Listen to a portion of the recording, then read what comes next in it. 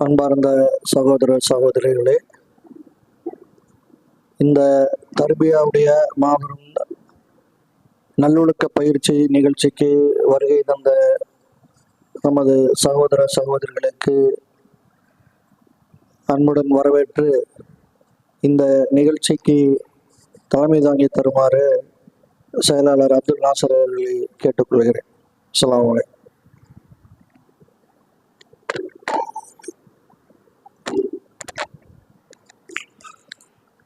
அஸ்ஸலாமு அலைக்கும் வரஹ்மத்துல்லாஹி வபரகாத்துஹு. அன்புள்ள சகோதர சகோதரிகளே, அல்லாஹ்வுடைய பெரும் கிருபையால் தமிழ்நாடு தௌஹீத் ஜமாத் லப்பைக்குடி கிளை சார்பாக இந்த தர்பியா நிகழ்ச்சியை ஏற்படுத்தியிருக்கின்றோம். இதோடைய நோக்கம் என்னவென்றால், ஒவ்வொரு காலகட்டத்திலேயும் சில குழப்பங்களில் நாம் இருந்து கொண்டிருக்கின்றோம். அதுவும் சரிதான், இதுவும் சரிதான் என்று பல சிந்தனைகளை செயல்படுத்தி கொண்டிருக்கின்றோம், அதை நியாயப்படுத்தி கொண்டிருக்கின்றோம். அந்த அடிப்படையில் இப்போது சலஃபி கொள்கை சொல்லி மக்களை ஒரு முட்டாள்தனமான ஒரு கொள்கையை சொல்லிக்கொண்டு வழிகேட்டில் இருக்கின்றார்கள். அதை மக்களுக்கு எடுத்து வைக்கும் விதமாகவும் நாம் முதல் தெளிவாக இருக்க வேண்டும் என்பதற்காகவும் சலஃபி கொள்கை என்றால் என்ன, அது எப்படிப்பட்ட வெளிக்கேடு, அவர்களும் தௌஹீதை தான் சொல்கின்றார்கள் என்று நாம் நினைத்துக் கொண்டிருக்கின்றோம். ஆனால் அது எந்த அளவுக்கு வழிகட்டில் கொண்டு போய்விடும், நாளை மறுமையிலே நரகத்திலே கொண்டு போய் சென்று விடும் என்று நாம் புரிவதற்காகவும் அதை விளங்குவதற்காகவும் நம்முடைய தமிழ்நாடு தௌஹீத் ஜமாத்துடைய பேச்சாளர் ஹஃபீஸ் அவர்கள் நம்மளோட அது சம்பந்தமாக உங்களுக்கு குர்ஆன் ஹதீஸ் படி சில விளக்கங்களை கொடுக்க இருக்கின்றார். முழுக்க முழுக்க நாம் முதல் இதை தெரிந்து கொள்ள வேண்டும். இந்த கொள்கை விஷயத்தில் நாம் எவ்வளவு தடுமாற்றத்தில் இருக்கின்றோம் என்பதை நாம் புரிந்து கொள்ள வேண்டும் நோக்கத்தினால்தான் இந்த தர்பியா நிகழ்ச்சி ஏற்படுத்தியிருக்கின்றோம். இன்ஷா அல்லாஹ் பொறுமையாக உங்களுடைய முழு கவனத்தையும் இந்த தர்பியா நிகழ்ச்சியில் கலந்து கொண்டு கவனித்து நாம் விளங்கி கொண்ட இந்த செயலை நாம் மற்றவர்களுக்கும் போய் எடுத்து சொல்ல வேண்டும். அதுபோலதான் நாம் இருக்க வேண்டும் என்று ஏதோ நிகழ்ச்சியில கலந்து கொண்டோம், முடிந்து விட்டது, சென்று விட்டோம் இல்லாமல் இந்த நிகழ்ச்சியிலே என்ன சொல்கின்றார்கள், குர்ஆன் ஹதீஸ் மூலியமாக இந்த தௌஹீத் கொள்கையிலே நாம் எப்படி இருக்கின்றோம், சரியான முறையில தான் கடைபிடிக்கின்றோமா இல்ல வழிகேடில் இருக்கின்றோமா என்பதை நாம் விளங்கி கொண்டால் மற்றவர்களுக்கும் விளக்கமாக எடுத்து சொல்ல உதவியாக இருக்கும். அதற்காக தான் இந்த நிகழ்ச்சி. அதனால் பொறுமையாக இருந்து சலசலப்பு இல்லாமல் ஒரு அரை மணி நேரம் அல்லது ஒரு 3/4 மணி நேரம் தான் பொறுமையாக இருந்து முழு கவனத்துடன் இந்த நிகழ்ச்சியை பார்த்து அதன்படி நடந்து கொள்வோம். இன்ஷா அல்லாஹ் சகோதரர் ஹஃபீஸ் அவர்களை இந்த சலஃபி கொள்கை வழிகேடு என்ற தலைப்பில் பேசுமாறு அழைக்கின்றேன். அஸ்ஸலாமு அலைக்கும் வரஹ்மத்துல்லாஹி வபரகாத்துஹு.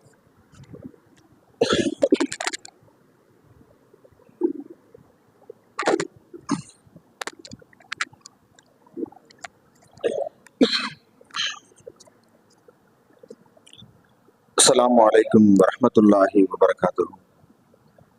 إن الحمد لله نحمده ونستعينه ونستغفره من يهده الله فلا مضل له ومن يضلل فلا هادي له وأشهد أن لا إله إلا الله وحده لا شريك له وأشهد أن محمدا عبده ورسوله ما بعد. وقال الله تعالى في القرآن العظيم: أعوذ بالله من الشيطان الرجيم بسم الله الرحمن الرحيم. يا أيها الناس اتقوا ربكم الذي خلقكم من نفس واحدة وخلق منها زوجها وبث منهما رجالا كثيرا ونساء واتقوا الله الذي تساءلون به والأرحام إن الله كان عليكم رقيبا.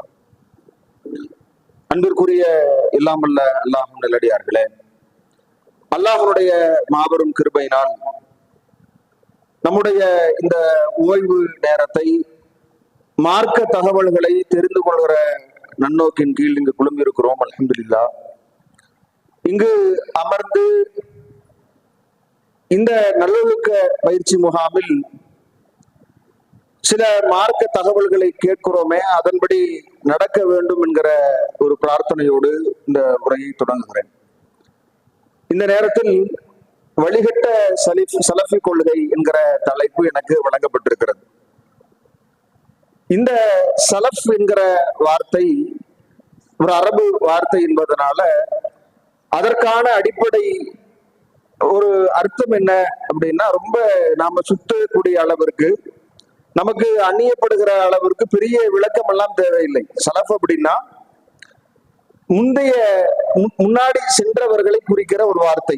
நம்முடைய தந்தைக்கு முன்னால் ஆதம் அலைஹிஸ்ஸலாம் அவர்கள் வரைக்கும் யாரெல்லாம் இந்த உலகத்துல நமக்கு முன்னோர்களாக முந்தி சென்றவர்களாக இருக்கிறார்களோ அவர்களை குறிக்கிற ஒரு வார்த்தை பதம் தான் சலஃப் என்கிற வார்த்தை பதம். ஆனா இன்றைக்கு இந்த சலஃபிகள் என்று சொல்லக்கூடியவர்கள் எந்த அடிப்படையில் தங்களை சலஃப் என்று அடையாளப்படுத்துகிறார்கள் என்றால், வரலாற்றுல ஒரு பல்வேறு விதமான கொள்கை தடுமாற்றங்கள் ஏற்படுகிற மாதிரி அல்லாஹ்வுடைய தோற்றம், அவனை குர்ஆன்ல அல்லாஹ் தனக்கு உருவம் இருப்பதாகவும் அல்லாஹுக்கு கை இருப்பதாக முகம் இருப்பதாக இப்படி இறைவன் தன்னை குறித்து சொல்கிற வசனங்களை கை என்றால் கை என்று புரியக்கூடாது, முகம் என்றால் முகம் என்று புரியக்கூடாது என்று மாற்று விளக்கம் கொடுப்பவர்களிடமிருந்து வேறுபடுத்தி காட்டுவதற்கு அந்த விஷயங்களில் குர்ஆனில் சொல்லப்பட்டபடி உள்ளதை உள்ளபடி புரியக்கூடியவர்களை சலஃப் என்று சொல்ல தொடங்கினார்கள். ஆனா இன்றைக்கு இருக்கக்கூடிய இந்த சலஃபிகள் என்ன செய்யறாங்க அப்படின்னா, வெறுமனே அந்த விஷயத்தில் உள்ளதை உள்ளபடி சஹாபாக்கள் புரிந்தார்கள், அது மாதிரி குர்ஆனில் உள்ளபடி புரிய வேண்டும் என்கிற கொள்கைக்கு எதிராக நாம் அந்த சஹாபாக்கள் புரிந்த விதத்தில் குர்ஆனையும் ஹதீஸையும் புரிய வேண்டும், அப்படி ஒரு கொள்கையை உருவாக்கி கொண்டு தங்களை சலஃபுகள் என்று அடையாளப்படுத்திக் கொள்கிறார்கள். இந்த கொள்கை எவ்வளவு விபரீதமானது அப்படின்னு நம்ம பார்த்தோம்னா, இஸ்லாம் நமக்கு சொல்கிற அடிப்படை கொள்கையே இதுல வேறு யாருக்கும் அதிகாரம் இல்லை. மார்க்கத்தை பொறுத்தவரை அலா லில்லாஹி தீனுல் ஹாலிஸ் அல்லாஹ் சொல்கிற போது 39வது அத்தியாயத்தின் 3வது வசனத்தில் அல்லாஹ் சொல்கிறான், இந்த தூய மார்க்கம் என்பது அல்லாஹ்விற்குரியது, வேறு யாரும் இதுல ஒரு அத்தாரிட்டியோ வேறு யாருக்கும் இதுல சட்டம் இயற்றுகிற அதிகாரமோ எந்த ஒரு மனித தனி நபரும் மீது உண்டான அவருக்கு ஒரு துதிபாடலோ அல்லது அவருக்கு ஒரு முக்கியத்துவமோ அப்படின்ற ஒன்றும் கிடையாது. இந்த தூய மார்க்கம் என்பது அல்லாஹ்விற்குரியது என்கிற ஒரு அடிப்படையை குர்ஆனுடைய வசனம் நமக்கு சொல்கிறது. இப்ப இந்த அடிப்படையை நாம் மனதில் ஆழமாக பதிய வைத்துக் கொண்டு அடுத்தடுத்த விஷயங்களை பார்த்தோம்னா இந்த கொள்கை எவ்வளவு விபரீதமானது என்பதை நாம புரிந்து கொள்ளலாம். அப்ப இப்படி சொல்லக்கூடிய விஷயத்துல இன்றைக்கு தௌஹீத் என்று பேசக்கூடிய நாம இறைவனுடைய எந்த ஆற்றல்களில் ஒன்றும் வேறொருவருக்கு இருப்பதாக கருதினால் அதை இணை வைப்பு என்று நாம குறிப்பிடுகிறோம். இப்ப யாரெல்லாம் சலஃபுகள் என்று தங்களை அடையாளப்படுத்திக் கொள்கிறார்களோ அவர்களையும் சேர்த்து நீங்க கவனிங்க. அவர்களும் நாமும் எதுல ஒன்றுபடுகிறோம்? தர்கா எதிர்ப்புல ஒன்றுபடுகிறோம், தாயத்து தகடு நம்பிக்கையில அதை எதிர்ப்பதில் ஒன்றுபடுகிறோம். இப்படி ஒன்றுபடுகிற சில விஷயங்களை வைத்து அவர்களும் நாமும் ஒன்றுதானே என்று நாம விளங்கலாமான கூடாது. ஏன்னா அந்த அளவுகோலை வைக்கிறாங்கல்ல, ஏன் தர்காவுக்கு போகக்கூடாது, ஏன் இணை வைப்பு? அல்லாஹ் கேட்பதை போன்று அந்த அவுலியா கேட்பார் என்று நம்புவது சிறுக்கு. அல்லாஹ்விடத்தில் பிரார்த்திப்பது போன்று அவுலியாவிடத்திலையும் பிரார்த்தனை செய்யலாம் என்று நம்புவது இறை ஆற்றல் அவருக்கு இருக்கிறது, இறை வணக்கத்தை அவருக்கு செலுத்தலாம் என்கிற அடிப்படைகள் தான் இணை வைப்பாக மாறி போகிறது என்றால், இறைவன் நோய் நிவாரணை தருவதை போன்று அந்த தாயத்து தகடு நோய் நிவாரணையை ஏற்படுத்துகிறது தருகிறது என்கிற நம்பிக்கை ஆபத்தானது என்றால், அல்லாஹ்வுடைய மார்க்கம் என்று இறைவன் எதை சொல்கிறானோ அதுல இறைவனுக்கு மட்டும்தான் தனித்த அதிகாரம் இருக்கும் என்று இறைவன் சொல்கிறானோ அந்த அதிகாரத்தை, சட்டம் இயற்றுகிற அதிகாரத்தை, இஸ்லாம் என்ற ஒன்றை சொல்கிற அதிகாரத்தை வேறு ஒருத்தருக்கு கொடுப்பது எவ்வளவு ஆபத்தானது. அல்லாஹ்வுடைய ஆற்றலை வேறொருவருக்கு கொடுக்க கூடாது என்று தர்கா வழிபாடு கூடாது என்றோம் என்றால், சட்டம் இயற்றுகிற இஸ்லாமாக ஒன்றை கடைபிடிக்க சொல்கிற உரிமை அல்லாஹ்விற்கு மட்டும் இருக்கும் பொழுது அதை இன்னொருவருக்கு தருகிற, அவங்க சஹாபாக்களா இருக்கலாம், பெரிய இமாம்களாக இருக்கலாம், உலகத்தில் எவ்வளவோ பல நல்ல கருத்துக்களை பல தியாகங்களை புரிந்தவர்களாக இருக்கலாம், அல்லாஹ்வுடைய இடத்துல வைக்கலாமா? அப்ப இதை செய்பவர்கள் ஓரிரை கொள்கையை உடையவர்களாக இருக்க முடியுமா? இதை நாம சிந்தித்து பார்க்க வேண்டும். அதே மாதிரி இவர்களுடைய இந்த நம்பிக்கை எப்பேற்பட்டதாக இருக்கிறது அப்படின்னா, முழுக்க முழுக்க இஸ்லாத்தின் மீது பல சந்தேகங்களை எழுப்புகிற விதத்தில் தான் இவருடைய நடவடிக்கை இருக்கிறது. திருமறையினுடைய வசனம் நீங்க பார்க்கலாம். அல்யௌம அக்மல்து லக்கும் தீனக்கும், இந்த மார்க்கத்தை உங்களுக்காக இறைவன் நிறைவு செய்து விட்டான். அத்மம்து அலைக்கும் நிஅமதி, என்னுடைய அருளை உங்களுக்காக முழுமைப்படுத்தி விட்டேன். வரலீது லக்கும் இஸ்லாம தீனா, இந்த மார்க்கத்தை இஸ்லாத்தை உங்கள் வாழ்க்கை நெறியாக புரிந்து கொண்டேன் என்று இறைவன் சொல்கிறானே, இது முழுமைப்படுத்தப்பட்ட மார்க்கம். இதுல இன்னொரு ஆளுடைய வழிகாட்டுதலோ, வேறு ஒருவர் நமக்கு ஒரு வணக்கத்தை சொல்லிக் கொடுக்க வேண்டும் என்ற தேவையோ, வேறு ஒருவர் நமக்கு எப்படி நம்முடைய வாழ்வியலை அமைத்துக் கொள்ள வேண்டும் என்கிற வழிகாட்டுதலை வழங்க வேண்டிய அவசியமோ கிடையவே கிடையாது. இந்த மார்க்கம் அல்லாஹ்வுடையது. இந்த மார்க்கத்தை தன்னுடைய தூதர் உயிரோடு வாழ்கிற காலத்திலேயே, அவருடைய இறுதி காலகட்டத்திலேயே, குர்ஆனுடைய இறுதி கட்ட வசனமாக இது முழுமைப்படுத்தப்பட்ட மார்க்கம், இதில் இறைவனே நிறைவு செய்துவிட்ட மார்க்கம் என்று இறைவன் சான்றளிக்கிற போது, அந்த மார்க்கத்தில் வேறு ஒரு வழிகாட்டுதலை கொடுக்கணும். ஒரு நபித்தோழர் ஒரு விஷயத்திற்கு விளக்கம் சொல்ல வேண்டும், ஒரு நபித்தோழர் நமக்கு ஒரு வழிகாட்டுதலை வழங்க வேண்டும் என்கிற அவசியம் எப்போ வரும்? அல்லாஹ் அந்த பணியை சரியா செய்யலன்னா வரும்.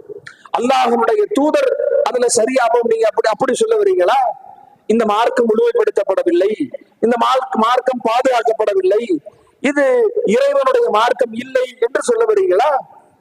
இப்பேற்பட்ட ஆபத்தான பல தீய கருத்தமைப்புகள் இதுல உள்ள வருது என்பதை நாம கவனிக்கணும். இன்னும் சொல்ல போனா, இது ஏதோ இன்றைக்கு நேற்றைக்கு உருவாக்கப்பட்ட கொள்கையா? அல்லாஹ் சொல்லுகிற வஹீயின் அடிப்படையில் தான் நாம் செயல்பட வேண்டும் என்கிற இந்த கருத்தாக்கம் இருக்குல்ல, முதல் மனிதன் ஆதம் அலைஹிஸ்ஸலாம் அவர்களுக்கு அவர்களில் இருந்து இன்றைக்கு வரைக்கும், மறுமை நாள் வரைக்கும் இந்த மார்க்கத்திற்கான உத்தரவாதம், இந்த மார்க்கம் சொல்கிற அடிப்படை அதுதான். அல்லாஹ் ஆதம் அலைஹிஸ்ஸலாம் அவர்களுக்கு திருமறை குர்ஆன் சூரத்துல் பக்கரா பார்த்தீங்கன்னா, அவங்கள படைத்த விதம் குறித்து அல்லாஹ் பல வசனங்கள்ல பேசுறான். அல்லாஹ் தனது கரத்தாலேயே படைத்து பல்வேறு சிறப்புகளை ஏற்படுத்தி, அல்லம ஆதம அஸ்மாக்குல்லஹா, வானவர்களுக்கு தெரியாத, ஷைத்தானுக்கு அந்த இப்லீஸுக்கு தெரியாத விஷயங்களை எல்லாம் அந்த ஆதமுக்கு இறைவன் கற்றுத்தந்தார். கற்றுத்தந்து அவர் சிறந்தவர், அவருக்கு தெரிந்த விஷயங்கள் இவர்கள் யாருக்கும் தெரியவில்லை என்கிற நிலையை ஏற்படுத்தி அனைவரும் ஆதமுக்கு பணியுங்கள் என்றான் இறைவன். அப்பேற்பட்ட அனைத்தையும் இறைவன் வாயிலாகவே கற்றிருந்த ஆதம் அலைஹிஸ்ஸலாம் அவர்கள் ஒரு தவறு இழைத்தர்றாங்க. அதற்காக இறைவன் அனுப்புகிற போது சொல்கிற வார்த்தை என்ன? எல்லாத்தையும் தெரிஞ்சுக்கிட்டீங்க, ஏதோ ஒரு தவறு செஞ்சுட்டீங்க, உலகத்துல இனிமேல் திருந்தி உங்க மனம் போன போக்கில் வாழுங்கள் என்று இறைவன் சொல்லவில்லை. இஹ்பிது மின்ஹா ஜமீஆ, இங்கிருந்து அனைவரும் இறங்கி விடுங்கள். ஃபஇம்மா யஅதியன்னக்கும் மின்னி ஹுதன், என்னிடமிருந்து உங்களுக்கு நேர்வழி வரும். ஃபமன் தபிய ஹுதாய, யார் அந்த நேர்வழியை பின்பற்றுவார்களோ. அல்லாஹ் சொல்கிற வார்த்தை பார்த்தீங்களா? ஆதம் அலைஹிஸ்ஸலாம் அவர்களுக்கு அல்லாஹ் அனைத்தையும் கற்றுக் கொடுத்திருந்த போதும் கூட அவர்கள் மனம் போன போக்கில் செயல்படுவதற்கு, மனிதன் என்ற முறையில் சுயமாக முடிவெடுத்து செயல்படுவதற்கு அனுமதிக்கவில்லை. அது சரியான ஒரு முடிவில்லை என்பதை அல்லாஹ் எப்படி பாடப்படுத்துறான்? முதல் அல்லாஹ் ஆதம் அலைஹிஸ்ஸலாம் அவர்களை அனுப்புகிற போது முதல் சொன்ன வார்த்தை என்ன? இம்மா யஅதியன்னக்கும் மின்னி ஹுதன், என்னிடமிருந்து உங்களுக்கு நேர்வழி வரும். அல்லாஹ்விடம் இருந்து நமக்கான வழிகாட்டுதல் வரும். அதை பின்பற்றுபவர்கள் தான் அச்சப்பட தேவையில்லை, கவலை கொள்ள தேவையில்லை என்கிற அடிப்படைய ஆதம் அலைஹிஸ்ஸலாம் அவர்களில் இருந்து இன்றைக்கும் நமக்கு அதுதானே. குர்ஆன் எடுத்து படித்து பாருங்கள், எத்தனை வசனங்கள். இத்தபிஉமா உன்சில இறைக்கும் ரப்பிக்கும், உங்கள் இறைவனிடமிருந்து இது இறக்கி அருளப்பட்டதோ அதையே பின்பற்றுங்கள்.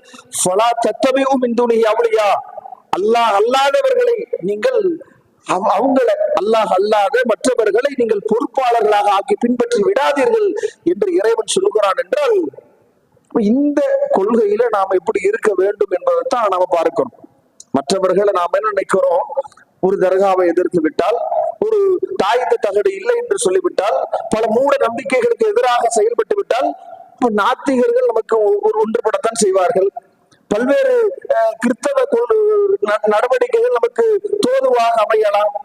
நாம இந்த அடிப்படையில என்ன புரிய வேண்டும் அப்படின்னா, நம்ம கொள்கையினுடைய அடிப்படை என்ன, திருமறை குர்ஆன் சொல்கிற அந்த அடிப்படைகளை பார்த்தா, இந்த அடிப்படை வஹியை மட்டும்தான் பின்பற்ற வேண்டும் என்கிற இந்த ஆழமான அடிப்படை இருக்குல்ல, இறைவனுக்கும் நமக்குமான தொடர்பு அதானே.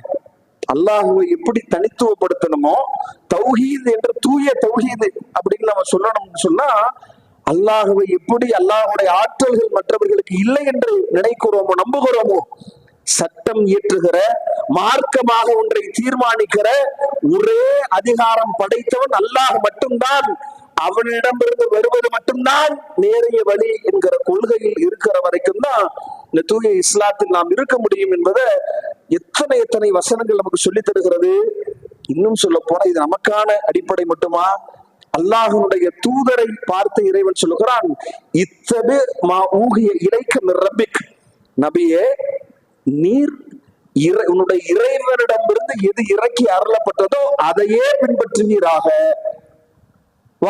அனில் முஸ்ரிக்கீன்கள் சொல்வதை நீங்க கேட்காதீங்க. அல்லாஹ்விடம் இருந்து எது உங்களுக்கு அருளப்படுகிறதோ, எதை அல்லாஹ் இறக்கி வைக்கிறானோ அவனிடமிருந்து வருகிற வகிச்செய்தியைத்தான் நபியை நீர் பின்பற்ற வேண்டும் என்று நபிகள் நாயகம் ஸல்லல்லாஹு அலைஹி வஸல்லம் அவர்களுக்கும் அல்லாஹ் அதைத்தான் சொல்றான். அப்ப அப்பேற்பட்ட ஒரு அடிப்படையை நாம் புரியணும். சரி, இப்ப அல்லாஹ் சொல்வதை நாம எப்படி பின்பற்றுவது, இந்த வஹியை எப்படி நாம பின்பற்றுவது அப்படின்னா, வஹி என்பது இரண்டு விதமாகத்தான் அல்லாஹ் நமக்கு அளிக்கிறான். ஒண்ணு, இறைவனுடைய நேரடி வார்த்தைகளை ஜிப்ரீல் அலைஹிஸ்ஸலாம் அவர்கள் வாயிலாக இந்த குர்ஆனாக நாம் பெற்றிருக்கிற அல்லாஹ்வுடைய தூதருக்கு 23 ஆண்டு காலமும் சிறுக சிறுக இறக்கி அருளப்பட்ட இந்த திருமறை குர்ஆன், அது நாம பின்பற்ற வேண்டிய வஹி.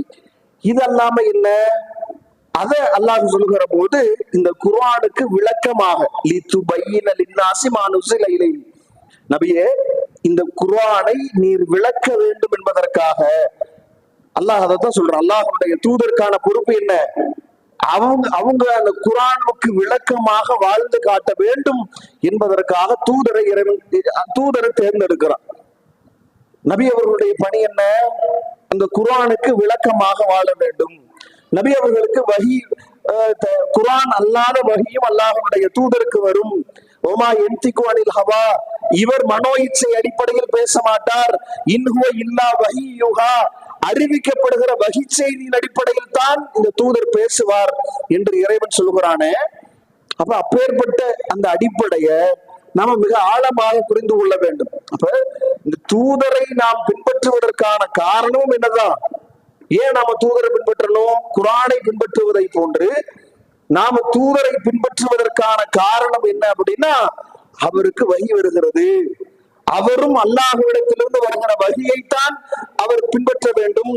அல்லாஹ்விடத்திலிருந்து வருகிற வஹி செய்தியின் அடிப்படையில் தான் அவர் பேச வேண்டும் என்கிற அடிப்படையை அல்லாஹ் ரப்பல் ஆலமீன் சொல்லி காட்டுகிற அடிப்படையில் தான் அந்த தூதரையே நாம் பின்பற்றுகிறோம். இன்னும் சொல்ல போனா அத அல்லாஹ்வுடைய தூதர் எப்படி அடையாளப்படுத்தி காட்டுறாங்க அப்படின்னா, தூதராக நபியவர்கள் எதை செய்தார்களோ அதைத்தான், வஹியின் அடிப்படையில் எதை செய்தார்களோ அதைத்தான் நாம் பின்பற்ற வேண்டும். வஹி இல்லாமல் தனி மனிதராக சாதாரண ஒரு மனித வாழ்க்கையில் செய்கிற அந்த விஷயங்கள் பின்பற்றுதலுக்கு உரியது இல்லை என்பதை நபியவர்கள் வேறுபடுத்தி காட்டினார்களே. நீ பாருங்க, அல்லாஹ்வுடைய தூதர் ஸல்லல்லாஹு அலைஹி வஸல்லம் சஹீஹ் முஸ்லிம்ல இடம்பெறுகிற 4711வது செய்தி, அல்லாஹ்வுடைய தூதர் மதீனா வர்றாங்க. மக்காவாசிகளுக்கு இந்த விவசாயம் என்பதெல்லாம் ஒரு பெரிய பரிச்சயமான ஒன்று கிடையாது. மதீனாவாசிகளுக்கு தொழிலே அதுதான், பேரிச்சை விவசாயங்களை ஈடுபடுவது, அதுல பல விளைச்சல்களை ஏற்படுத்துவது, இது அவங்களுடைய பழக்க வழக்கம், அவங்களுடைய தொழில். இப்ப மதீனா வந்த புதுசுல அல்லாஹ்வுடைய தூதர் பார்க்கிறார்கள், பேரிச்சை மரங்களை ஒட்டு சேர்க்கை செய்கிறார்கள். பார்க்கும் பொழுது அல்லாஹ்வுடைய தூதருக்கு வித்தியாசமாக இருக்கிறது. ஒரு மரம் தனித்தனியா இருக்கிற போது ஒரு அழகான அமைப்பாக இருக்கும். பேரிச்சை மரங்களை அது மகரந்த சேர்க்கைக்காக இணைத்து கட்டி வைத்திருக்கிறார்களே, இது பார்ப்பதற்கு நல்லா இல்லைன்னு அல்லாஹ்வுடைய தூதர் தன்னுடைய கருத்தை சொல்கிறார்கள். ஏன் இப்படி பண்றீங்க என்று அல்லாஹ்வுடைய தூதர் கேட்கிற போது, சரி நபி அவர்களுக்கு இது பிடிக்கலன்னு அவங்க அதை செய்யாமல் சாதாரணமாக விட்டு விடுகிறார்கள், அதனால் விளைச்சல் குறைகிறது. அப்ப அல்லாஹ்வுடைய தூதரிடத்துல இதை முறையிடுகிற போது நபிகள் நாயகம் ஸல்லல்லாஹு அலைஹி வஸல்லம் அவர்கள் சொல்கிறார்கள், இன்கான யன்ஃபஉஹும் ஸாலிக ஃபல்யஸ்னஉஹு, அது உங்களுக்கு பயனளிக்கும் என்று இருந்தால் நீங்க அதைத்தானே செய்திருக்க வேண்டும். இன்னமா லனன்து லன்னன், நான் சொல்லியதெல்லாம் என்னுடைய கருத்தை தான், நீங்க அதை பின்பற்ற வேண்டியது இல்லை. என்கிற விஷயத்தை சொல்லி வலாக்கின் இதா ஹத்தஸ்தும் அனில்லாஹி ஷையா, அல்லாஹுவிடம் இருந்து நான் ஒரு விஷயத்தை சொன்னால் அந்த விஷயத்தை ஃபஹுது பிஹி, அதை நீங்கள் எடுத்துக்கொண்டே ஆக வேண்டும். ஃபஇன்னி லன் அக்திபு அலல்லாஹ், நான் அல்லாஹ்வின் மீது பொய் சொல்லிவிட மாட்டேன். உலக விஷயமா உங்களுக்கு ஒரு ஆலோசனை சொல்றேன். நம்ம ஏன் இப்படி பண்றீங்க, ஏன் இப்படி, என்னுடைய தனிப்பட்ட கருத்தை நான் சொல்லுகிற போது அதை நீங்க பின்பற்ற வேண்டும். நான் அல்லாஹ்வுடைய தூதர் சப்பாத்தி சாப்பிட்டாங்க, அல்லாஹ்வுடைய தூதர் கோதுமை சாப்பிட்டாங்க, அல்லாஹ்வுடைய தூதர் வாகனத்துல ஒட்டகத்துல பயணித்தாங்க என்று இருந்தால் அதே மாதிரி நான் பயணிக்கணுமா? நபி அவர்கள் இந்த மாதிரியான ஆடை அணிந்தார்கள், அதனால் நாம் அணியணுமா? மார்க்கமாக அதில் எதை அடையாளப்படுத்தினார்களோ, மார்க்கமாக நமக்கு எதை சொல்லித் தந்தார்களோ, வகையின் புறத்தில் இருந்து எதை வழிகாட்டினார்களோ அதைத்தான் பின்பற்ற வேண்டும் என்பதை நபி அவர்கள் அங்க சொல்றாங்க. நான் என்னுடைய கருத்தை தான் அந்த மகரந்த சேர்க்கை சம்பந்தமாக சொன்னேன். நீங்கள் பின்பற்ற வேண்டியது எதைத்தான், நீங்க உங்களுக்கு எது சரி வருமோ, உலக விஷயத்துல நீங்கள் தான் தேர்ந்தவர்கள், அதை நீங்கள் பின்பற்றிருக்க வேண்டும் என்கிற வழிகாட்டுதல் அல்லாஹ்வுடைய தூதர் வழங்குறாங்க. இன்னும் நபி அவர்கள் சொல்றாங்க, அதுல வேற ஒரு அறிவிப்புல பார்க்கிறோம், இன்னமா அட பசரும், நாமெல்லாம் ஒரு மனிதன் தான், இதா அமர்த்துக்கும் ஷையின் மின் தீனிக்கும், உங்கள் மார்க்க விஷயத்தில் நான் ஒன்றை சொன்னால் நீங்கள் அதை எடுத்துக்கொள்ளுங்கள். அதுவே நான் உலக விஷயத்தில் நான் என்னுடைய கருத்தாக சொன்னால் இன்னமான பஷரும், நானெல்லாம் உங்களை போன்ற ஒரு மனிதன் தான், உலக விஷயத்துல நீங்க கேட்காதீங்க, மார்க்கமாக எதை நான் சொல்லுகிறேனோ அதை நீங்கள் கேளுங்கள். அன்தும் அலமு பி அம்ரி துனியாக்கும், உங்களுடைய உலக விஷயத்தில் நீங்கள் தான் நன்கறிந்தவர்கள் என்று அல்லாஹ்வுடைய தூதர் சொல்றாங்க. அல்லாஹ்வுடைய தூதர் அவர்களையே நாம் ஏன் பின்பற்றுறோம் ஒரு தெளிவு ஏற்படுத்துறாங்க பாருங்க. எப்பேற்பட்ட பாடத்தை எடுக்கிறாங்க. நபி அவர்களை நாம் ஏன் பின்பற்ற வேண்டும்? அவர்கள் பேசுவது வகையின் அடிப்படையில் என்பதால், அவர்களுக்கு இறைவன் புறத்திலிருந்து இறை செய்தி வருவதால், அந்த இறை செய்தியின் அடிப்படையில் எதை சொல்கிறார்களோ அதை நாம் இறை செய்தி என்பதால் பின்பற்ற வேண்டும். தனிப்பட்ட அவருடைய கருத்துக்கள் பின்பற்றுதலுக்கு உரியது இல்லை என்று இருக்கும் போது எப்படிங்க நாம் ஒரு தனி மனிதரை, சஹாபாக்கள் பல தியாகங்கள் செய்திருக்கிறார்கள், நம்ம பின்பற்ற கூடாதுன்னு சொல்லும் பொழுது சஹாபாக்கள் எப்பேற்பட்ட தியாகத்தை செய்தார்கள் என்று ஆரம்பிப்பார்கள். அதை யார் மறுத்தா? சஹாபாக்கள் செய்திருக்கிற தர்மத்திற்கு நாம் எவ்வளவு கோடிகளை கொட்டினாலும் ஈடாகாது என்பதை மறுக்க முடியாது. நம்மை விட அவர்கள் சிறந்தவர்கள் என்பதில் மாற்று கருத்து இல்லை.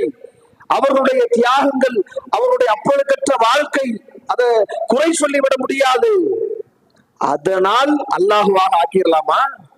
அதனால் தூதருடைய இடத்திற்கு கொண்டு போய் வைத்து விட வேண்டுமா?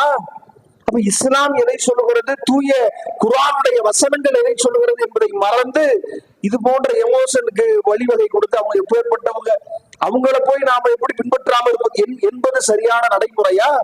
இப்ப இந்த அடிப்படையை நாம் புரிந்து கொள்ள வேண்டும். இதை நிறைய இடங்கள்ல நபி அவர்கள் பாடம் எடுக்கிறார்கள். நபிகள் நாயகம் ஸல்லல்லாஹு அலைஹி வஸல்லம் நமக்கு வழிகாட்டுகிறார்கள். பத்ர் களத்தில் அல்லாஹ்வுடைய தூதர் முதல் போர்க்களம் எப்படி நடந்து கொள்ள வேண்டும் என்கிற வழிகாட்டுதல் வழங்கப்பட்டுள்ள அப்பதான் முதல் போர்க்களத்தை சந்திக்கிறார்கள். அந்த போர்க்களத்தில் சில பேர் கைது செய்யப்படுகிறார்கள், சில பேர் கொல்லப்படுகிறார்கள். எதிர்த்தரப்புல கைது செய்யப்பட்ட இந்த கைதிகளை என்ன செய்வது என்கிற வழிகாட்டுதல் ரசூலுல்லாஹ்வுக்கு வழங்கல. ரசூலுல்லாஹ் மஷூரா பண்ணி ஒரு முடிவு எடுக்கிறாங்க. அப்ப இரண்டு விதமான ஆலோசனைகள் சொல்லப்படுது. ஒண்ணு, இவங்களை கொன்று விட வேண்டும், ஏன்னா நாளைக்கு திரும்ப ஒரு படையை தயாரித்து நம்முடைய பலம் பலவீனத்தை பார்த்திருக்கிறார்கள், இவர்கள் திரும்பன்மை அடிக்க நேரிடலாம் என்கிற ஒரு கருத்து வைக்கப்படுது. இன்னொரு கருத்து, இல்ல இவர்களை நமக்கு பொருளாதாரத்தில் பின்னடைவுல இருக்கிறோம், ஒரு அவரிடத்திலிருந்து ஒரு அபராத தொகையை பெற்று இவர்களை ஒரு பிணை தொகையை வாங்கிட்டு விட்டுறலாம் என்கிற இரண்டு கருத்துக்கள் வைக்கப்படுது. ரசூலுல்லாஹ் பிணை தொகையை வாங்கி அவர்களை விடுவிச்சிடறாங்க. ஆனா அல்லாஹ் வசனத்தை இறக்கி அந்த ஒரு நபிக்கு இப்படி கைது செய்யப்பட்ட அந்த கொடூரர்களுக்கு இணை வைப்பாளர்களுடைய முன்னோடிகளாக இருக்கக்கூடிய அவர்களை விடுவிப்பது தகுதியானதல்ல என்று இறைவன் வசனம் இறக்கிறான். அல்லாஹ்வுடைய தூதருடைய தனிப்பட்ட முடிவுக்கு மாற்றமாக இறைவன் எவ்வளவு விஷயங்களை சொல்லி இருக்கிறாங்க யோசிச்சு பாருங்க. அல்லாஹ்வுடைய தனிப்பட்ட கருத்து, அல்லாஹ்வுடைய தூதருடைய தனிப்பட்ட கருத்து வேற, மார்க்கம் வேற என்பதை எவ்வளவு அழகான வழிகாட்டுதலை இறைவன் நமக்கு வழங்கி இருக்கிறான். இன்னும் சொல்ல போனா அல்லாஹ்வுடைய தூதர் ஸல்லல்லாஹு அலைஹி வஸல்லம் அவர்களுடைய இந்த நடவடிக்கைகளை நபித்தோழர்கள் ஆழமாக புரிந்து வைத்திருந்தார். எந்த அளவிற்கு புரிந்திருந்தார்கள்? அல்லாஹ்வுடைய தூதர் பரீரா முகீஸ் என்கிற தம்பதியினர், அவங்க இருவரும் மன வாழ்க்கையில இணைந்து வாழ்ந்து கொண்டிருக்கிற போது அதுல கணவன் மனைவிக்குள்ள பிரச்சனை ஏற்பட்டு அவங்க பிரிந்து விடலாம் என்கிற முடிவு எடுக்கிற போது நபிகள் நாயகம் ஸல்லல்லாஹு அலைஹி வஸல்லம் அவங்க சொல்றாங்க, நீங்க சேர்ந்து வாழலாமே என்கிற ஆலோசனையை சொல்கிறார்கள். சொல்லுகிற போது அல்லாஹ்வுடைய தூதர் இடத்துல கேட்கிறாங்க, யார் ரசூலுல்லாஹ், தஅமுருனி, நீங்க எங்களுக்கு கட்டளையாக, மார்க்க கட்டளையாக இடுகிறீர்களா அப்படின்றத கேட்கும் பொழுது அல்லாஹ்வுடைய தூதர் சொல்கிறார்கள், இன்னமா அன அஸ்ஃபவு, நானெல்லாம் நான் எதற்காக இதை சொல்றேன்னா சும்மா உங்களுக்கு ஒரு பரிந்துரையைத்தான் செய்கிறேன் ஒழிய வேறு மார்க்க கட்டளையாக எல்லாம் இடல என்று சொன்னதோடு அவங்க சொல்றாங்க, லா ஹாஜத் லீ ஃபீஹி, அல்லாஹ்வுடைய தூதரை இவரோடு நான் சேர்ந்து வாழ முடியாது என்று சொல்லிடுறாங்க. அப்போ இரண்டையும் அவர்கள் பிரித்து பார்த்தார்கள். நபித்தோழர்களே, அல்லாஹ்வுடைய தூதர் மார்க்கமாக ஒன்றை சொன்னால், நபிகள் நாயகம் ஸல்லல்லாஹு அலைஹி வஸல்லம் அவர்கள் மார்க்கமாக நீங்கள் சேர்ந்து வாழ வேண்டும் என்கிற உத்தரவை பிறப்பித்தால் நாம் கட்டுப்பட்டே ஆக வேண்டும். தனிப்பட்ட ஆலோசனைகளை சொல்லுகிற போது நபி அவர்களே விருப்பம் இல்லை என்று பின்வாங்கிக் கொள்ளலாம் என்கிற அடிப்படைகளை புரிந்து வைத்திருந்தார்கள். அப்போ இப்பேற்பட்ட அந்த புரிதல் தான் அவர்களிடத்துல இந்த அந்த அல்லாஹ்வுடைய தூதர் அப்படியான வழிகாட்டுதலை வழங்கியிருந்தாங்க. அப்படி அவர்கள் புரிந்திருந்தார்கள். இப்ப நபிகள் நாயகம் ஸல்லல்லாஹு அலைஹி வஸல்லம் அவர்களையே நாம் வகையைத்தான் அவர்களிடமிருந்து பின்பற்ற வேண்டும் என்கிற அளவிற்கு மார்க்கம் சொல்லுகிறது. இந்த மார்க்கம் அல்லாஹ்விற்குரியது, அவன்தான் சட்டங்களை ஏற்றுகிற அதிகாரம் படைத்தவன் என்று மார்க்கம் சொல்லுகிற போது தனி மனிதர்களுடைய அதை பின்பற்றி வாழ்ந்த மேன்மக்களுடைய மிகச் சிறந்தவர்களாக வாழ்ந்து சென்றிருந்தாலும் கூட அவர்கள் பின்பற்றுதலுக்கு உரியவர்களா, அவர்களை நாம் பின்பற்றுவது சரியான கொள்கையாக இருக்க முடியுமா என்கிற விஷயங்களை நாம் பார்க்கணும். இது எவ்வளவு விபரீதங்களை ஏற்படுத்துகிறது என்றால் நீங்க பார்க்கலாம். அல்லாஹ்வுடைய தூதர் ஸல்லல்லாஹு அலைஹி வஸல்லம் அவர்கள் இருக்கிறார். இவங்க நபி வழியை கடைபிடிக்கக்கூடியவர்கள் என்கிற அடையாளங்களை முத்திரைகளை குத்தி கொள்றாங்கல்ல, நாமளும் அப்படித்தானே அவர்களை நம்பி ஏமாந்து விடுகிறோம். இவங்களுடைய நிலையை பார்த்தீங்கன்னா அல்லாஹ்வுடைய தூதர் எவ்வளவு அற்புதமான வாசகங்களை நமக்கு சொல்லி இருக்கிறாங்க. நபிகள் நாயகம் ஸல்லல்லாஹு அலைஹி வஸல்லம் அவங்க சொல்கிற போது ஒவ்வொரு உரையின் போதுமே இன்ன அஸ்தகல் ஹதீஸ் கிதாபுல்லா, அந்த இருக்கு வார்த்தைகள்லயே சிறந்த வார்த்தைகள் இருக்கும் என்றால் அது அல்லாஹ்வுடைய வார்த்தை. வஹஸனுல் ஹதி ஹதி முஹம்மத், வழிகாட்டுதலில் சிறந்த ஒரு வழிகாட்டுதல் இருக்கும் என்றால் அது இந்த முஹம்மது ஸல்லல்லாஹு அலைஹி வஸல்லம் அவருடைய வழிகாட்டுதல். இது ஷர்ருல் உமூரி முஹதஸாத்துஹா, காரியங்கள்ல மிக கெட்டதாக இருக்கும் என்றால் புதிதாக உருவானவை. எங்க ரசூலுல்லாஹ் எவ்வளவு பெரிய அழகான அடிப்படையை சொல்றாங்க பாத்தீங்களா? அல்லாஹ்விடமிருந்து வந்த வார்த்தை தான் மிக உண்மையானது, சிறந்த வார்த்தை. அல்லாஹ்விடமிருந்து வந்த இறை தூதருடைய வழிகாட்டுதல் இருக்குதுல, அதுதான் இருக்கிறதுலயே சிறந்த வழிகாட்டுதல். இது இல்லாத எதை புதிதாக உருவாக்கினாலும், இது அல்லாத எந்த புதிய கருத்துக்கள் வந்தாலும் அது ஷர்ருல் உமூர், காரியங்களிலேயே கெட்டது என்று நபி அவர்கள் சொல்லி இருக்க, அது நம்மை நரகத்தில் கொண்டு போய் சேர்த்துவிடும் என்கிற எச்சரிக்கைகளை செய்திருக்க, எப்படி ரசூலுல்லாவுக்கு பிறகு குர்ஆனில் சொல்லப்படாத, ரசூலுல்லாஹ் வழிகாட்டாத ஒன்று மார்க்கமாக இருக்கும்? அந்த நபித்தோழர்கள் சொல்கிற கருத்து மார்க்க ஆதாரமாக நாம் அதை எடுத்துக்கொள்ளலாம் என்கிற கருத்தை எப்படி எடுக்க முடியும்? அப்ப இந்த அடிப்படையை நாம ஆழமாக புரிந்து கொள்ள வேண்டும். அப்ப இவங்க இறைவனுடைய ஆற்றல்கள் விஷயங்கள் இருக்கட்டும், அதே மாதிரி இறை தூதரை பின்பற்ற வேண்டும் என்கிற அந்த கொள்கைகள் இருக்கட்டும், இதை இவர்கள் எப்படி அதுல இருந்து விலகி போகிறார்கள் என்பதை நாம் பார்க்கணும். இன்னும் தெளிவாக சொல்ல போனோம்னா, இப்ப நாம இருக்கிறோம், நமக்கும் இப்ப சுன்னத் வல் ஜமாத் என்று தங்களை அடையாளப்படுத்திக் கொள்ளக்கூடியவர்களுக்கும் உள்ள வித்தியாசம் என்ன? தர்கா வழிபாடு இதெல்லாம் தவிர்த்து பார்த்தோம்னா அடிப்படையிலேயே இமாம் ஷாஃபி அவர்களை பின்பற்றுறாங்க. ஒரு சில இமாம் ஹனஃபி அவர்களை, அபு ஹனீஃபா அவர்களை பின்பற்றி ஹனஃபியாக்களாக இருக்கிறார்கள். நம்ம நாடுகள்ல இல்லாத மற்றவர்கள் இமாம் மாலிக் அவர்களையும் இமாம் அஹ்மத் பின் ஹம்பல் அவர்களையும் பின்பற்றுகிறார்கள். இப்படி 4 மதுஹபுகளாக போயிருக்கிறாங்கல்ல. இது குறித்து சலஃபிகளுடைய நிலைப்பாடு என்ன? தப்பு அப்படின்றாங்க. சரி, ஏன் தப்பு? ஏன் தப்புன்னா குர்ஆன் ஹதீஸ் என்று இருக்கணும், அதை தாண்டி ஒரு நபரை நாம எப்படி பின்பற்றக்கூடாது அப்படின்றத எப்படி பின்பற்றலாம் என்று கேட்கிறாங்க. நீங்க அந்த இமாம்கள்ட்ட போய் கேளுங்க, இமாம் அபு ஹனீஃபாவை பின்பற்றக்கூடிய ஹனஃபியாக்கள்கிட்ட போய் கேளுங்க, எப்படி எப்படி நான் தொழுகணும் அப்படின்னா அபு ஹனீஃபாவுடைய புத்தகங்கள்ல இருந்து அவருடைய மாணவருடைய புத்தகங்கள்ல இருந்து அந்த வழிகாட்டுதலை உங்களுக்கு சொல்லுவாங்க. என்னங்க குர்ஆன் ஹதீஸை பின்பற்ற வேணாமா, நீங்க என்ன அபு ஹனீஃபாவுடைய நூல்ல இருந்து ஆதாரம் சொல்றீங்க அப்படின்னா அவங்க சொல்கிற வார்த்தை என்ன, அபு ஹனீஃபா குர்ஆன் ஹதீஸை எப்படி புரிந்தார்களோ அவங்களுடைய மாணவர்கள் எப்படி புரிந்தார்களோ அப்படித்தான் நம்ம புரியறோமே ஒழிய அபு ஹனீஃபாவுடைய சொந்த கருத்து இல்லை என்கிற ஒரு அடிப்படைக்குள்ள வர்றாங்க. இப்ப நீங்க இதே கேள்விய இதே மாதிரி இவங்கள்ட்ட கேளுங்க, ஏங்க நாம இப்படி செய்யணும் அப்படின்னா, ஆமா நேரடியா சஹாபாக்களை பின்பற்றுவது இல்ல, சஹாபாக்கள் குர்ஆனை எப்படி புரிந்தார்களோ சஹாபாக்கள் ஹதீஸை எப்படி புரிந்தார்களோ அப்படி நாம புரியணும். அப்ப உங்களுக்கு நீங்க சலஃபி மதுஹப், அவங்க ஷாஃபி மதுஹப்னா இவங்க ஹனஃபி மதுஹப்னா நீங்க சலஃபி மதுஹப், அவ்வளவுதான். பெரிய என்ன வித்தியாசம் இருக்கிறது? அவங்க அபு ஹனீஃபா சொன்ன மாதிரி புரிய வேண்டும் என்பது அவங்க கருத்து, இமாம் ஷாஃபி புரிந்த மாதிரி புரிய வேண்டும் என்பது இவர்கள் கருத்து, சஹாபாக்கள் புரிந்த மாதிரி புரியணும் என்பது உங்கள் கருத்து. அப்ப ஏதோ ஒரு விதத்தில் குர்ஆன் ஹதீஸை தாண்டி, ஆனா இப்படி ஒரு அடிப்படையை சொல்லி அவங்க செய்கிற விஷயங்கள் வேற.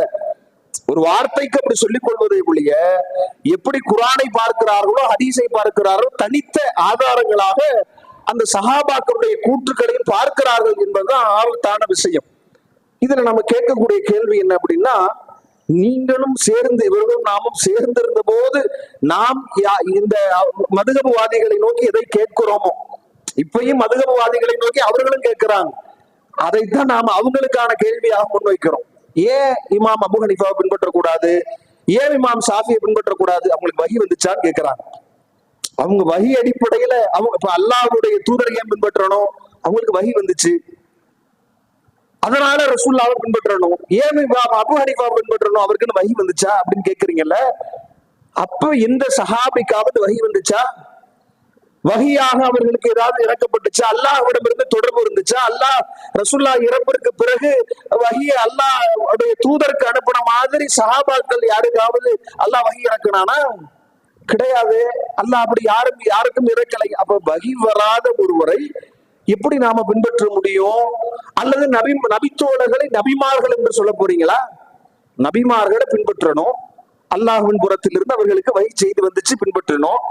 நபித்தோழர்களை ஏன் பின்பற்றணும்? அவங்கள அல்லாஹ் நபி அவர்களுக்கு பிறகு அல்லாஹ் நபியாக மாற்றி விட்டானா? அதனால அவர்களை பின்பற்றணும். அவ என்ன அடிப்படைகளுக்குள்ள இவர்கள் வருகிறார்கள் என்கிற ஒரு விஷயத்தை நாம புரிந்து கொள்ள வேண்டும். அப்ப இவங்களுடைய அந்த கொள்கை முரணானது, மோசமானது என்பதற்கு அவர்களே ஆதாரம். நீங்க கேளுங்க, இந்த கொள்கையை அவர்களிடத்தில் அவர்களுடைய வாயிலிருந்து நீங்க வாங்கிட்டீங்கன்னா அது பெரிய ஆச்சரியமான விஷயம். அவங்களிடத்துல போய் பேச்சு கொடுத்தீங்க அப்படின்னா, முதல்ல அவங்க நீ சஹாபாக்களை பின்பற்றுறீங்க அப்படின்னு சொன்னா பெரிய இன்றைக்கு இருக்கிற பல சலஃபிகள் அதை ஒப்புக்கொள்ள மறுக்கிற விஷயத்தை நீங்க பார்க்கலாம். இல்ல நாங்க சஹாபாக்களை மூணாவது ஆதாரமெல்லாம் அல்லாஹ் ரசூல் சஹாபாக்கள் அப்படி நாங்க பின்பற்றுவது கிடையாது என்று ஒருத்தவங்க சொல்லுவாங்க. அதுல முத்தின சலஃபியா இருந்தா அதை அக்செப்ட் பண்ணிட்டு போயிடுவாரு.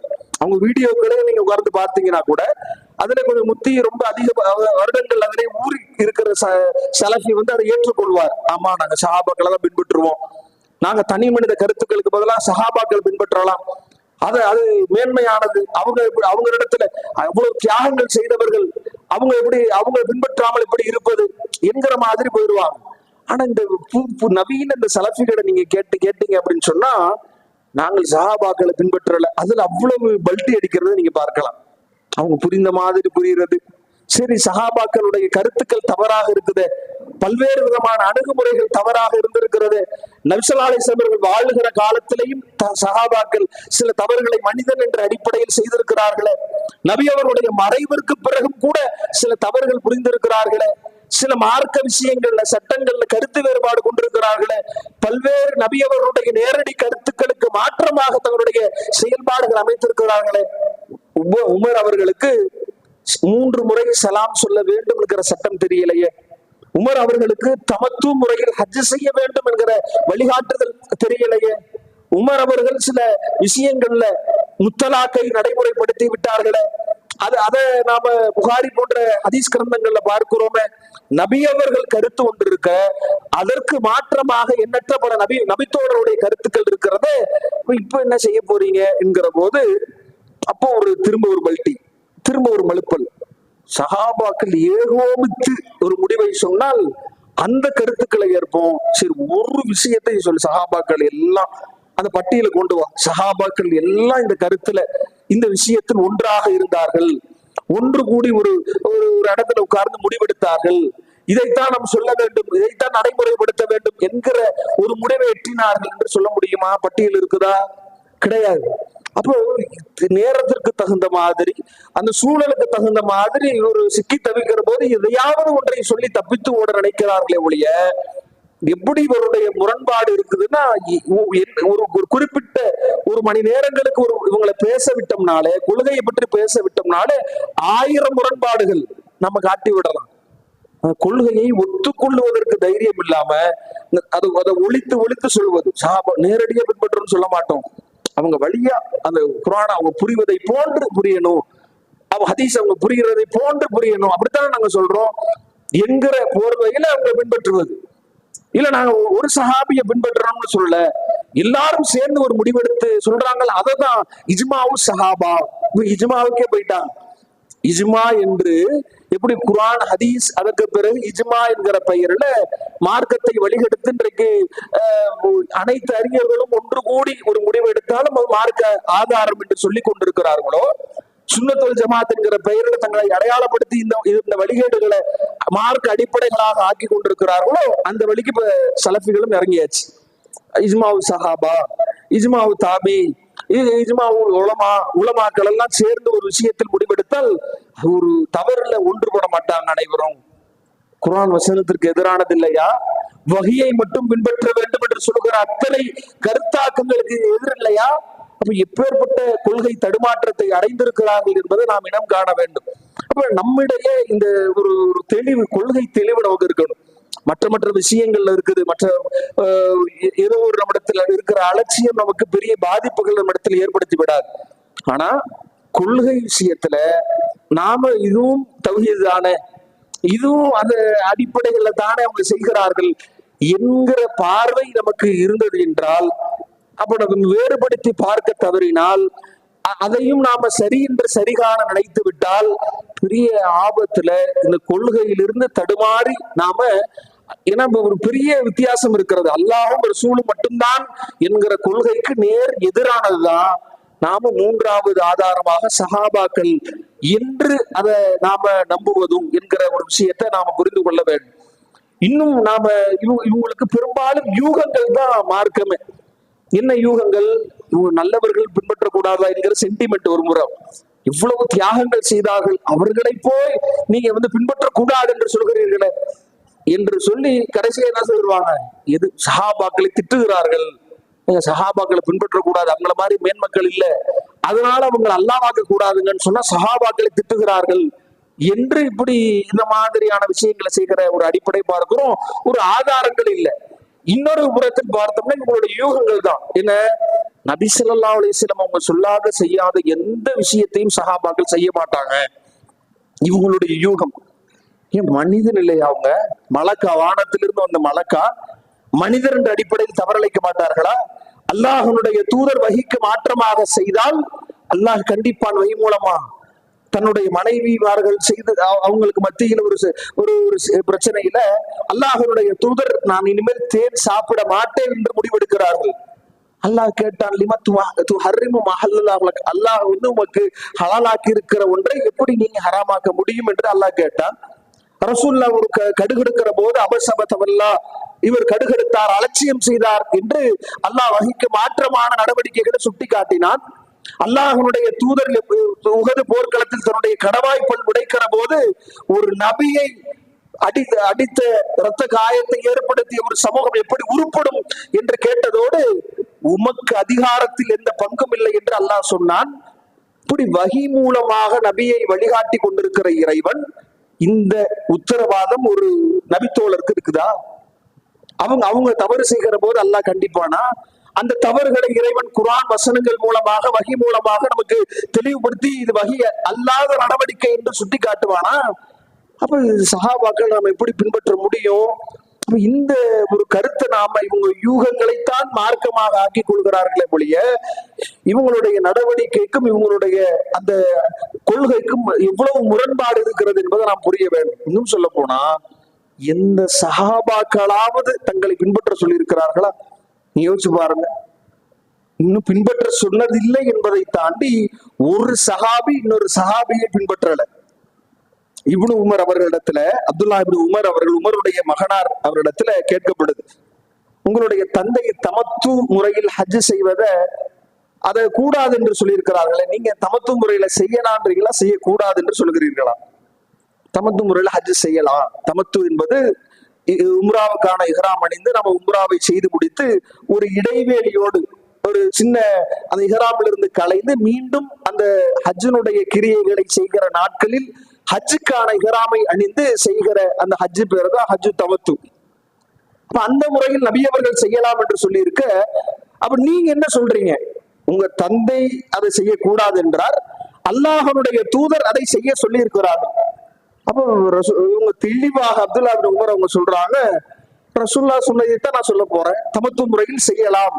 தந்தை சொல்லி இருந்தாலும், தந்தை ஒரு அல்லாஹ்வுடைய தூதரிடத்தில் ஒரு தோழராக நபித்தோழராக இருந்திருந்தாலும் கூட நபித்தோழருடைய கருத்தை அவங்க முக்கியத்துவப்படுத்தல, அதை பின்பற்ற வேண்டும் என்று அவர்கள் வாதிட்டு அதை எங்கேயும் சொல்லல. அப்ப இன்றைக்கு அவர்கள் மீது உண்டான அந்த பாசம், அவர்கள் மீது உண்டான அந்த ஈர்ப்பு, அன்பு என்பது திசை மாறி பயணிக்கிறது, தடமாறி போகிறார்கள் என்கிற ஒரு அடிப்படையை நாம் புரிந்து கொள்ள வேண்டும். அல்லாஹ் தான் நேர்வழி தரணும். இன்னும் சொல்ல போனா இவங்க இந்த கொள்கை எடுத்திருக்கிறாங்கல்ல, இந்த கொள்கைக்காக வேண்டி ஏதாவது ஒரு அடிப்படையில ஆதாரம் இருக்குதா? நீங்க பாருங்க, இந்த குரானை எடுத்துக்கங்க, ஹதீஸ் எடுத்துக்கங்க, எத்தனை வசங்கள், வாத்தி உல்லாஹ் வாத்தி உர் ரசூல், நீங்கள் அல்லாஹ்வை பின்பற்றுங்கள், அல்லாஹ்வுடைய தூதரை பின்பற்றுங்கள் என்கிற எண்ணற்ற வசனங்கள் நமக்கு வழிகாட்டுதல் வழங்கப்பட்டிருக்கு.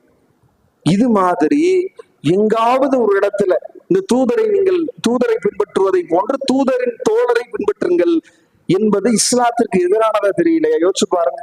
நல்ல ஆழமா பார்த்தீங்கன்னா நம்ம சொன்ன அந்த வரிசையை நீங்க பார்த்தாலே அதுல ஒரு தெளிவு ஏற்பட்டுறது. வேற ஒன்றும் இல்லை, இந்த தூய மார்க்கம் அல்லாஹ்வுக்குரியது.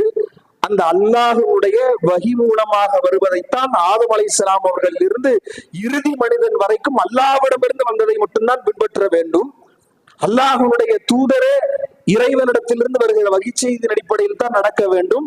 அல்லாஹ்வுடைய தூதரும் தான் பேசுகிற வார்த்தை உமா என்திகானில் அவர் மனோ இச்சைப்படி பேசக்கூடாது. இன்ஹுவ இல்லா வஹி யுஹா, அறிவிக்கப்படுகிற வகை அடிப்படையில் தான் பேச வேண்டும்.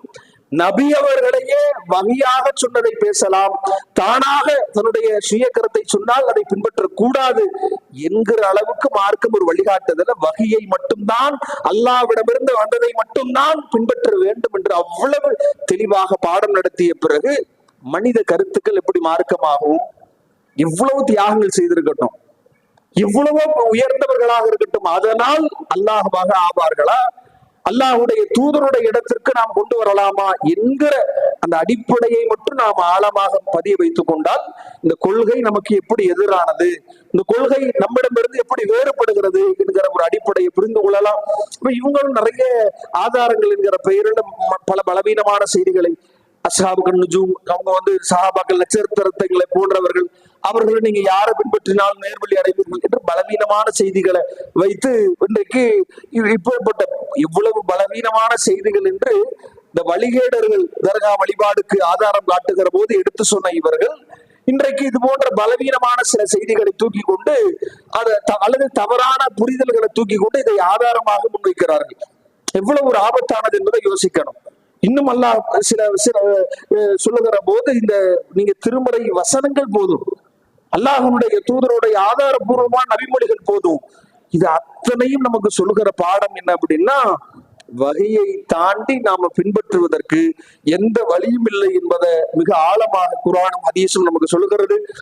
இறுதி மூச்சு இருக்கிற வரைக்கும் வகையை மட்டுமே பின்பற்றி வாழ்கிற நல்பாக்கியத்தை இறைவன் நம் அனைவருக்கும் தந்தருள் புரிய வேண்டும். இது போன்ற எத்தனை வழிகேடுகள் வந்தால் நாம தவறிடக்கூடாது. இன்னைக்கு பல்வேறு கொள்கைகள் புதுசா எதையாவது ஒன்றை சொல்வதை போன்று அதுல ஏதாவது ஒரு விஷயத்தை குர்ஆன் என்கிற போர்வையிலையும் ஹதீஸ் என்கிற போர்வையில வந்தாலும் கூட நாம அவர்கள் அதன் வாயிலாக எல்லாம் சொல்லுகிற போது குர்ஆனுடைய வசனங்களையும் அவங்க செவிடர்களாக, குருடர்களாக, குருட்டுத்தனமாக அதை குரான் வசனம்னாலே போய் விழுந்துட மாட்டாங்க.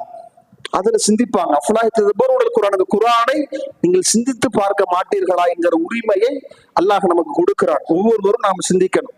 இந்த குரான் அவங்க சொல்லுகிற கொள்கை என்ன, குரானில் நமக்கு சொல்லப்பட்ட வழிகாட்டுதல் என்ன, அவங்க சொல்லுகிற கொள்கைக்கான வசனம் தான் இதா, அல்லது இவர்கள் சொல்லுவது ஒன்று குரானில் ஒன்று இருக்கிறதா, அல்லது வேறு ஏதாவது திருகுதாளங்கள் செய்கிறார்களா என்கிற சிந்தனை நம்மிடத்துல இருக்க வேண்டும்.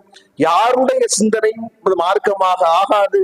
இறைவனும் இறை தூதரும் நமக்கு எல்லாவற்றையும் இந்த மார்க்கம் முழுமைப்படுத்தப்பட்டிருக்கிறது, அது அல்லாஹ்வுடைய மார்க்கம் என்கிற ஆழமான அந்த அடிப்படையை மனதில் வைத்து எந்த வழிகேடு வந்தாலும் அதை தோலுரித்து நாம் அடையாளம் காணுகிற விதத்தில் இருந்து மறுமையில் வெற்றி அடைய வேண்டும். அப்பேற்பட்ட நல்வாய்ப்பை இறைவன் நம் அனைவருக்கும் தந்தல் புரிய வேண்டும் என்று கூறி முடிக்கிறேன். வாஹிருதாவனா அல்ஹம்துலில்லாஹி ரப்பில் ஆலமீன்.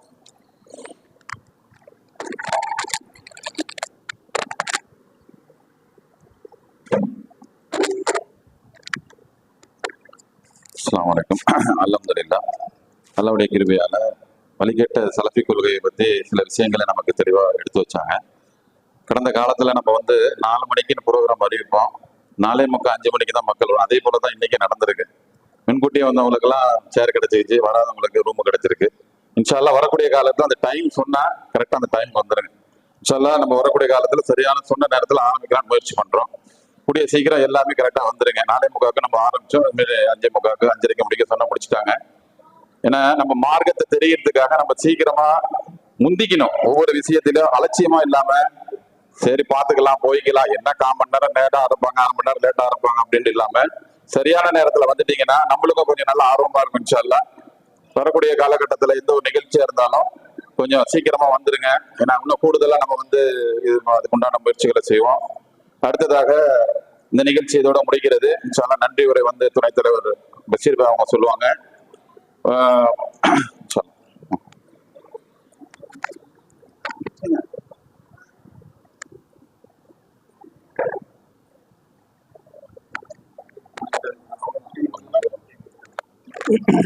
அஸ்ஸலாமு அலைக்கும் வரஹ்மத்துல்லாஹி வபரகாத்துஹு. அல்ஹம்துலில்லாஹி ரப்பில் ஆலமீன். ஸலாத்து வஸ்ஸலாமு அலா அஷ்ரஃபில் அன்பியா வல் முர்ஸலீன். அம்மா பஅத். அல்லாஹ்வின் மகப்பெரும் கிருபை கொண்டு இன்றைய தினத்திலே நடந்து முடிந்திருக்கின்ற தர்பியாவுக்காக பெரியவர்களும் சிறியவர்களும் ஆண்களும் பெண்களும் இதில் கலந்து கொண்டு சிறப்பித்திருந்தவங்க அனைவருக்கும் நன்றியினை தெரிவித்துக் கொள்கிறோம். இதை அல்லாஹ்வின் கிருபையை கொண்டு நடந்து முடிந்த அல்லாஹ்வுக்கு நாம் முதலில் நன்றியை தெரிவித்துக் கொள்கின்றோம். மேலும் இதில் சொல்லப்பட்ட இந்த விஷயங்களின் மூலமாக நாம் அறிந்து கொள்ள வேண்டிய ஒரே ஒரு விஷயத்தை மட்டும் நான் உங்களிடத்தில் சொல்லிக் கொள்கின்றேன். இதனுடைய நோக்கம் என்ன என்று சொன்னால், தர்பியா என்று சொன்னாலே மார்க்கத்தில் நம்மிடத்தில் இருக்கக்கூடிய எந்த காரியங்களை நாம் செய்கின்றோமோ, எதை நாம் நடைமுறைப்படுத்தி கொண்டிருக்கின்றோமோ, அது சரியானதாக நாம் செய்து கொண்டிருக்கின்றோமா அல்லது தவறான நிலைமையில் நாம் இருந்து கொண்டிருக்கிறோமா என்பதை நமக்கு நாமே பரிசீலனை பண்ணக்கூடிய ஒரு விஷயம் தான் தர்பியா. தர்பியா என்பது பயிற்சி ஒழுக்கம், நல்லொழுக்க பயிற்சி முகாம். இப்ப நாம இந்த விஷயத்துல இன்னைக்கு எடுத்துப்பட்ட தலைப்பு நோக்கம் என்னன்னு சொன்னோம்னா, குர்ஆனையும் ஹதீஸையுமே நாம் பின்பற்றி நடக்கக்கூடிய மக்களா இருக்கக்கூடிய நாம் எத்தனையோ பேர் இன்னைக்கு சொல்லுவாங்க, அப்ப இதெல்லாம் உங்களுக்கு சரியா, இது மாதிரி செய்றீங்களா, அது சரியா, இது செய்யலான்னு. அப்ப நாம முதல்ல நமக்கு நாமே ஒரு பக்குவப்படுத்தப்பட்டவர்களா இருக்க வேண்டும். இப்ப இந்த சலஃபி கொள்கை என்பது என்ன? சலஃபி என்பது முன்னோர்கள் என்னுடைய அடிப்படையில் என்ன சொன்னோம்னா, இங்கேருந்து நபி ஸல்லல்லாஹு அலைஹி வஸல்லம் பார்த்த சஹாபாக்கள், அப்ப அவங்க சஹாபாக்கள் எல்லாமே சரியாதான் செய்வாங்க. அவங்களுக்கு எந்த மாற்றமா இருக்குது? நேரடியா பார்த்தவங்க இல்லையா, ரசூல் ஸல்லல்லாஹு அலைஹி வஸல்லம் நேர்ல பார்த்தவங்க, அவங்களுக்கு எந்த வித தப்பான விஷயங்களோ செய்வதற்கு அவங்களுக்கு வாய்ப்பு இல்லை. அவர் எது செய்திருந்தாலும் அவர்களையும் நான் பின்பற்றுவதற்கு மார்க்கம் தான் அப்படிங்கிற ஒரு கொள்கையை அவங்க பின்பற்றி வர்றதுனாலதான் இன்றைக்கு ஒரு மிகப்பெரிய ஒரு விஷயத்தை நம்ம சொல்ல வேண்டியதா இருந்துச்சு. சூரத்து நஹல் அல்லாஹ் சுப்ஹானஹு வ தஆலா சொல்றான் இல்லையா, வமா யன்திகு அனில் ஹவா இன் ஹுவ இல்லா வஹ்யு யூஹா. அதையே நமக்கு சொல்லி காமிச்சாங்க. வமா யன்திகு அனில் ஹவா, அவர் நிச்சயமாக தன்னுடைய கற்பனையாகவோ சொந்த கருத்தாகவோ எதுவுமே சொல்வதில்லை, மாறாக இன் ஹுவ இல்லா வஹ்யு யூஹா, அது அல்லாஹ்விடத்திலிருந்து வரக்கூடிய அந்த வஹி என்று சொல்லக்கூடிய அந்த அறிவிப்பை தவிர வேறு எதுவும் தன்னுடைய சொந்தமான கருத்துக்களாக அவர் பேசப்படுவதில்லை என்று அல்லாஹ் ஆழத்திட்டமா அந்த ஆயத்தை நமக்கு எடுத்து சொன்னாங்க. இந்த மாதிரி நம்ம தெரிஞ்சுக்கணும். மார்க்கத்தினுடைய அடிப்படை விஷயத்தை நம்ம தெரிஞ்சுக்கணும். அப்ப இந்த மார்க்கத்தை நான் பின்பற்ற வேண்டும் என்று சொன்னால் இந்த மார்க்கம் அல்லாஹ்வும் அல்லாஹ்வுடைய தூதரும் மட்டுமே நம்ம சொல்லிக் கொடுத்த மார்க்கம். அதுக்கு விளக்கமாக நமக்கு நம்முடைய 23 வருட காலங்களுடைய வாழ்க்கை நெறி மார்க்கத்தினுடைய அடிப்படையில வணக்கம் என்று சொல்லக்கூடிய எந்த ஒரு விஷயம் இருந்தாலும் சரி, அது அல்லாஹ்வும் அல்லாஹ்வுடைய ரசூலுக்கு மட்டும்தான் கட்டளையிடக்கூடிய அந்த உரிமை இருக்கின்றது. அல்லாஹ் இதை கட்டளையிட்டு விடுறதுனால அதை பின்பற்றக்கூடிய தகுதி அல்லாஹ்வுடைய ரசூலுக்கு. அதான் இடத்துல அல்லாஹ் தஆலா ஆயத்தை தெளிவா சொல்றான். அல்லாஹ் மா ஆதாக்கும் ரசூல் ஃபஹுது வமா நஹாக்கும் அன்ஹு ஃபன்தஹு. இந்த தூதர் உங்களுக்கு எதை கொடுத்தார்களோ அதை நீங்கள் எடுத்துக்கொள்ளுங்கள், எதை விட்டு உங்களை தடுத்தார்களோ அதை விட்டு நீங்க தடுத்துக் கொள்ளுங்க அல்லாஹ் சொல்றான். அப்ப நமக்கு தடுக்கப்பட்டதும் நமக்கு தெளிவாக்கப்பட்டிருக்கு, கொடுக்கப்பட்டதும் நமக்கு தெளிவாக்கப்பட்டிருக்கு. தெளிவான ஒன்று பிறகு அந்த முழுமையாகப்படுத்தப்பட்ட அந்த மார்க்கம் 23 வருஷத்துக்கு பிறகு நம்ம எதுவுமே நம்ம இல்லை. அதுக்கு பிறகு நறுக்கத்தினால இந்த அடிப்படையான விஷயத்தை நம்ம முதல்ல புரிஞ்சுக்கணும். யார் எது சொன்னாலும் அது குர்ஆனில் உள்ளதா, குர்ஆனுக்கு விளக்கமாக ரசூலுல்லாஹ்வுடைய வழிமுறையில் உள்ளதா என்கிறதை மட்டுமே நம்முடைய வாழ்க்கை நிறைய ஆக்கி கொண்டு நம்முடைய வாழ்க்கையை ஆக்கி கொள்வதான நோக்கம் தான் இந்த தர்பியாவுடைய நோக்கம். அதன் அடிப்படையில் நீங்கள் வந்திருந்த இதை பயனடைந்த உங்கள் அனைவருக்கும் அல்லாஹ் சுப்ஹானஹு வ தஆலா நல்ல செய்து நேரான சீரிய மார்க்கத்தில் நாம் நிலைத்திருந்து முஸ்லிம்களாக வாழ்ந்து முஸ்லிம்களாக மரணிக்க வேண்டும் என்று கேட்டுக்கொண்டதோடு இந்த வரியை தெரிந்த உங்கள் அனைவருக்கும் நன்றி தெரிவித்துக் கொள்ளவதாக இந்த தர்பியா நம்ம நிகழ்ச்சியை நாம் நிறைவு செய்து கொள்வோம். ஆகிரு தஅவானா அல்ஹம்துலில்லாஹி ரப்பில் ஆலமீன். சுப்ஹானக அல்லாஹும்ம பிஹம்திக அஷ்ஹது அன் லா இலாஹா இல்லா அன்த அஸ்தக்ஃபிருக வ அத்தூபு இலைக். அஸ்ஸலாமு அலைக்கும் வ ரஹ்மத்துல்லாஹி வ பரகாத்துஹு. இதற்கு பிறகு நீங்க இன்ஷா அல்லாஹ் ஆலிமாக்கள் மற்றும் முதலில் நீங்கள் பெண்கள் கலந்து செல்லுங்க, அதுக்கு பிறகு ஆண்கள் செய்வாங்க இன்ஷா அல்லாஹ். இது நாசர் சொல்லணுமா? ஆலிமிகால் மட்டும் நீங்க இருங்க, மற்றவங்க இன்ஷா அல்லாஹ் அப்படியே கலந்து செல்லுங்க இன்ஷா அல்லாஹ். அஸ்ஸலாமு அலைக்கும் வரஹ்மத்துல்லாஹி வபரகாத்துஹு. தீர்க்க முடிச்சுதான், தீர்க்க எல்லாம் முடிச்சதுதான் எல்லாம் முடிச்சதுதான் இன்ஷா அல்லாஹ்.